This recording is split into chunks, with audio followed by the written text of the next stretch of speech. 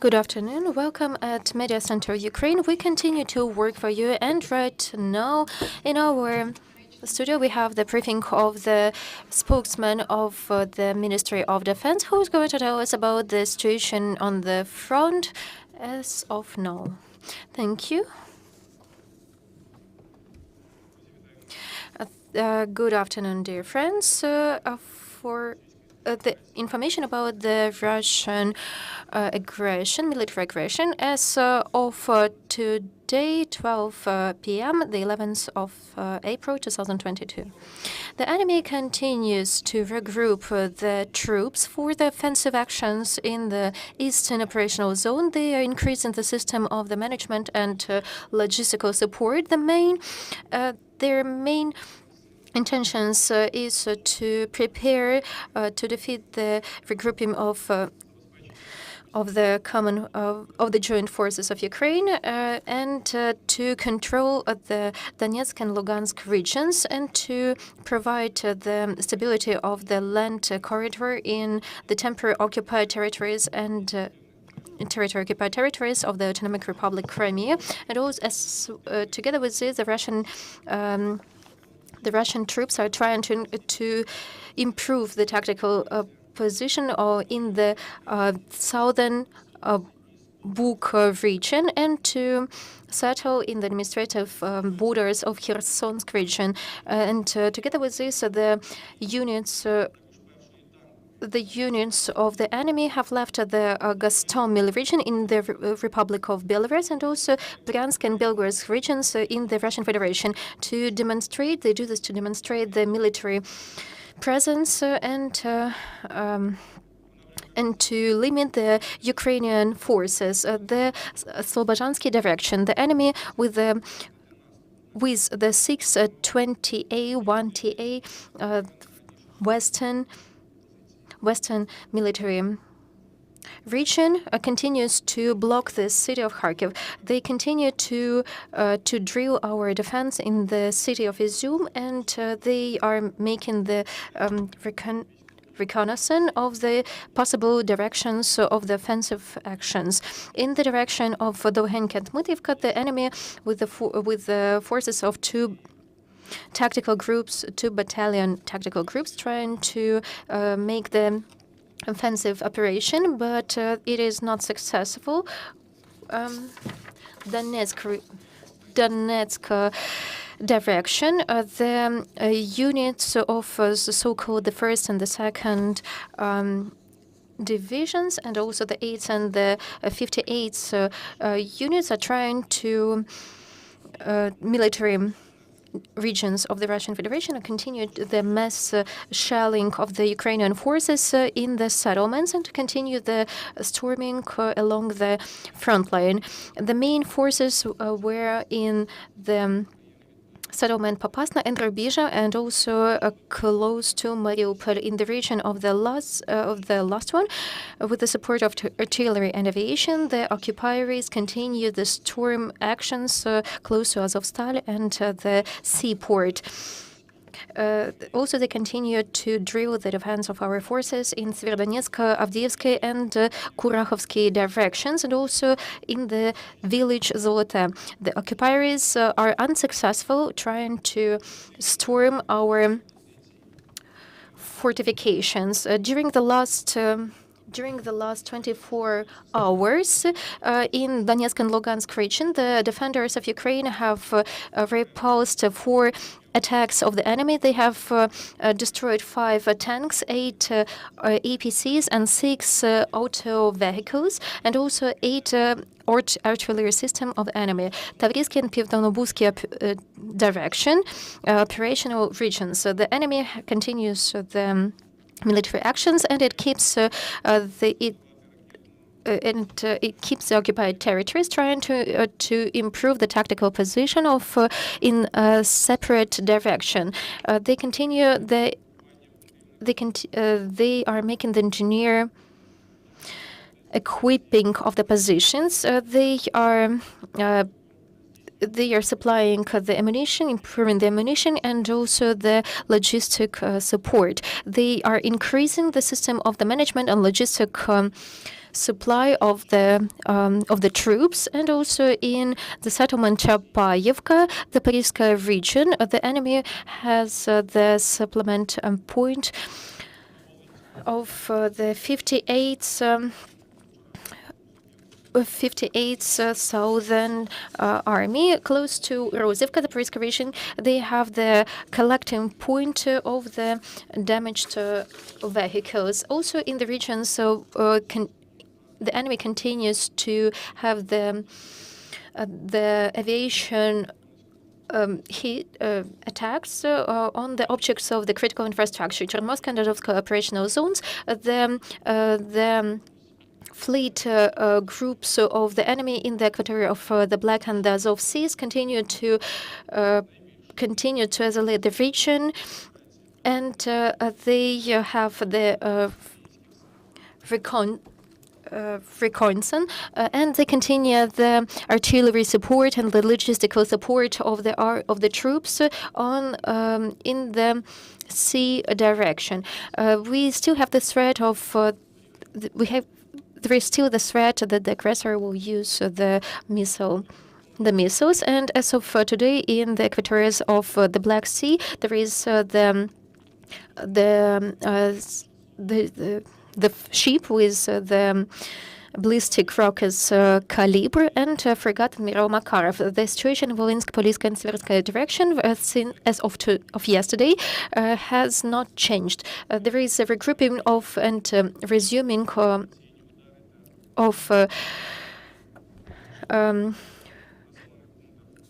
in the territories of Ukraine of the troops of the enemy. After these actions will continue, the units of the Russian Federation are brought to the new regions in Belgorod and Voronezh region, and at the same time, on the territories of Gomel region in the Belarus Republic, and also Bryansk and Kursk regions in the Russian Federation, there are still the separate units of the enemy. The most possible is that they are demonstrating their presence, and they are. And with all of these, there is a threat that. There is aviation threat on the objects of the military and civil infrastructure of Ukraine from the territory of Belarus. At the moment, the personal loss are 19,500, 255 tanks, 1923 armored personal vehicles, 347 artillery systems, 111 MLRs, 55 anti-aircraft warehouses system. You are today. I have the question. We hear the statements about Kyiv, and you can say that. You were saying that that is their logics to draw attention to the other things, and what are their intentions regarding the troops of the Russian Federation and the Belarus Republic, and is it possible that they are going to start their aggressive military actions in Kyiv region? Thank you very much for the question. At the moment. From the territories of Kyiv and Chernihiv region, the Russian troops were partially pulled away, and they are brought to the Belarus Republic, and from there to the Russian Federation, and from there to the to the east of Ukraine. As for the possible resume of the offensive actions, it depends on the military actions which would take place in Donetsk and Lugansk regions. As of now, we know about a few battalion tactical groups on the territory of the Belarus Republic, which are providing demonstrating actions. As far as it is obvious that it is the game of the Russian Federation to keep the troops of the armed forces of Ukraine here, and not to send them to the east and to the south of Ukraine. And that is why the situation will show us. Thank you very much. More questions? From the Guardian newspaper. Last week, there were predictions that the big Russian attack in the east would take place within 3 to 5 days. Has the big attack started? And if it hasn't started, when do you think it will start?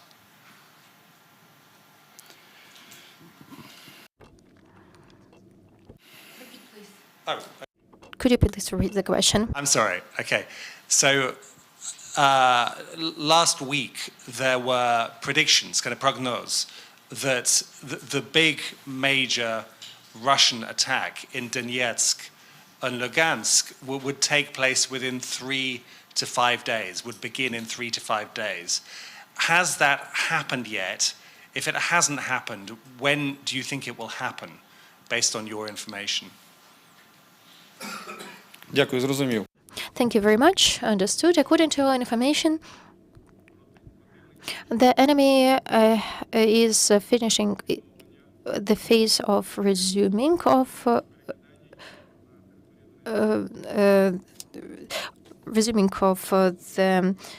the troops, and we have the forecast that the active military actions will take place there in the nearest future.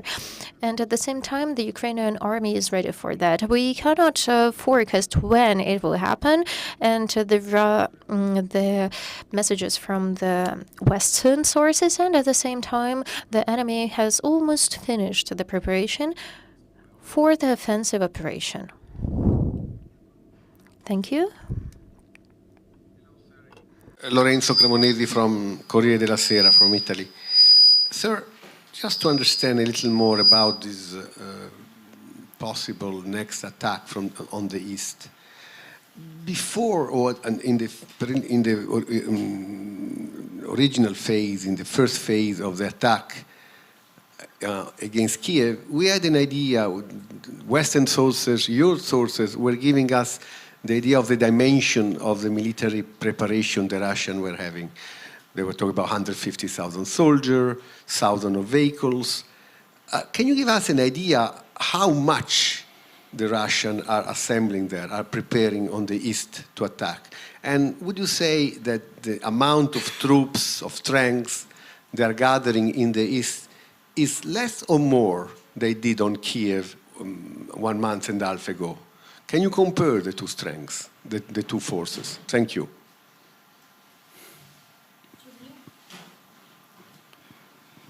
Дякую. Thank you. This is a question is the expertise of the experts, the military political experts, and that is why I'm not able to give a comment on this. But I can say that since the active phase of the war which the Russian Federation has against Ukraine, we saw the operative pauses and also the military actions. But with all of this in the east of Ukraine, in Lugansk and Donetsk regions, the active storm actions have never stopped. If we compare the number of troops on the different directions, I'm not going to do that, but recently, Donetsk and Lugansk regions on the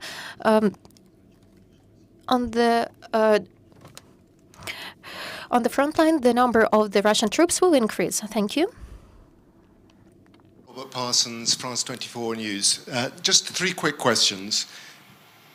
How do you assess the danger of Ukrainian forces in the Donbass region being encircled by Russian troops? That's my first question. Second question, what about the situation in Mariupol? There have been reports that the Ukrainian defenders of the city are running out of ammunition. Does this mean the city is about to fall? And final question, Boris Johnson, the British Prime Minister, when he was in Kyiv the other day, promised to send anti-ship missiles to Ukraine. Have those started to arrive yet?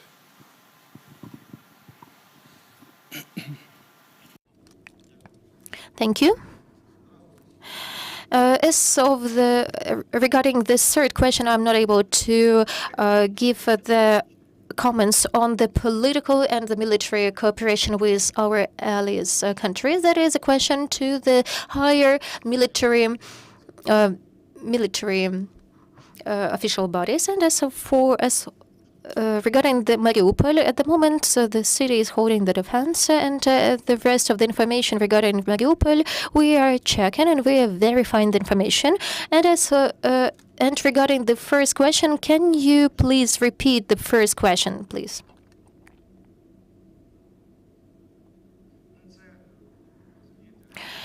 The risks, we have to forecast the risk or not. I can say that there is the risk, and I can say that there is no risk. And of course, we have to understand that the Ukrainian army is has defending operation, and we have to consider all the risks and all the factors. That is art, the operational art. And each of the sides make some demonstration actions, and the situation can change dynamically, and that is why it's not worth it to forecast these kind of things. But the thing I can tell you is that we're not going to allow this to happen. Please. Follow up. Can you try to tell us at least if the offensive that the Russians are preparing on the east is, you think, stronger? I mean, the amount of soldiers, the amount of preparation is more dangerous than the military preparation they did attacking Kyiv. Can you compare the two situations? Do you consider the amount of troops, the concentration of troops in the east, larger than what they did when they tried to attack Kyiv?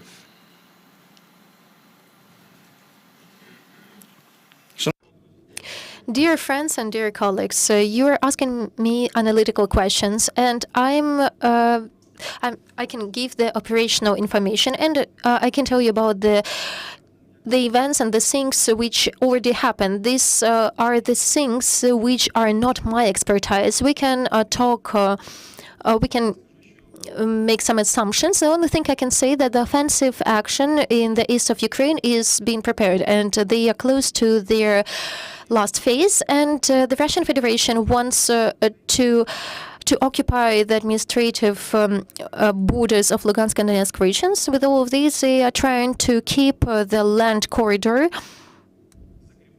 and settle in Kherson region. That is the thing which we can see right now. And the further situation will depend on how the Russian Federation, if the Russian Federation will achieve its objectives or not. Sorry, another question, which is very brief. Commenting the attack on Kramatorsk, do you have the impression that the Russians are trying to stop, to limit, to block, to freeze the escaping of civilians, the movement of civilians out of the affected regions in the east? Are they trying to stop the railway station, to bomb the roads, to stop people, to stop civilians leaving the areas?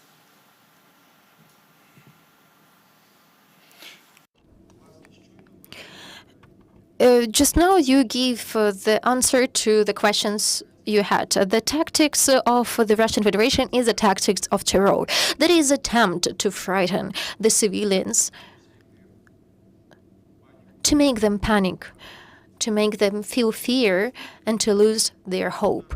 The missile attack on Kramatorsk railway station has proved it again, as well as the other missile attacks on the civilian infrastructure objects, on the dramatic theater in Mariupol, when they were shooting schools and kindergartens. The tactics of the frozen conflicts is the tactics of the Russian Federation.